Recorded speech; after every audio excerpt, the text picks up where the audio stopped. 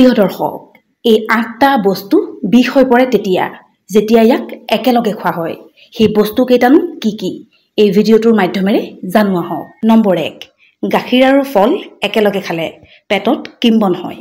কিম্বন হ'ল এনে এক প্ৰক্ৰিয়া য'ত খাদ্য সলনি হৈ যায় আৰু এইবোৰে খাদ্যত থকা শৰ্কৰা ভাঙি নতুন পদাৰ্থলৈ ৰূপান্তৰ কৰে, যিয়ে পেটত গেছ, ফুলাভাৱ আৰু শ্লেষ্মা গঠনৰ কাৰণ হয়। নম্বৰ ২, চাহৰ লগত অতিৰিক্ত তেলত ভজা খাদ্য, চিংৰা, ভুজিয়া আদি খালে আইৰণ আহৰণ নহয়, পাচন শক্তিও নষ্ট হৈ যায়।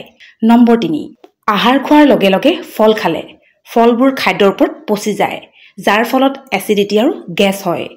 নম্বৰ ৪, গাখীৰ আৰু মাছ এই সংমিশ্ৰণে বিষাক্ত পদাৰ্থ সৃষ্টি কৰিব পাৰে আৰু শৰীৰত ছালৰ এলাৰ্জি হ'ব পাৰে। মাছ খোৱাৰ লগে লগে গাখীৰ বা গাখীৰৰ পৰা তৈয়াৰী ক্ষীৰ খালে এই সমস্যা হ'ব পাৰে। নম্বৰ ৫, কোল্ড ড্ৰিংকছ আৰু ফাষ্ট ফুড এই দুটাৰ সংমিশ্ৰণে হজম শক্তি লেহেমীয়া কৰে, তেজত চুগাৰ বৃদ্ধি কৰে আৰু শক্তি নিষ্কাশন কৰে। নম্বৰ ৬, গৰম পানীৰ লগত মৌজোল, ৪০ ডিগ্ৰী চেলচিয়াছৰ ওপৰত গৰম পানীত মৌ দি খালে ই বিষাক্ত হৈ পৰে আৰু উপকাৰিতাৰ অন্ত পৰে। নম্বৰ ৭, আম আৰু দৈ এই দুয়োটা শীতল খাদ্য, কিন্তু ইয়াক একেলগে খালে চৰ্দি আৰু কাহ হয় আৰু পাচন শক্তিও দুৰ্বল হয়। নম্বৰ ৮, পিঁয়াজ আৰু গাখীৰ, আয়ুৰ্বেদত ইয়াক অজ্ঞাতজনিত আৰু বিষাক্ত বুলি গণ্য কৰা হয়।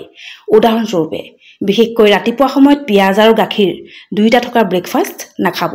যদি ভিডিঅ'টোৱে আপোনাক অলপ হ'লেও সহায় কৰিলে তেনেহ'লে ভিডিঅ'টো লাইক কৰি দিব, শ্বেয়াৰ কৰি দিব, লগতে চেনেলটো ছাবস্ক্ৰাইব কৰিবলৈ নাপাহৰিব। ধন্যবাদ।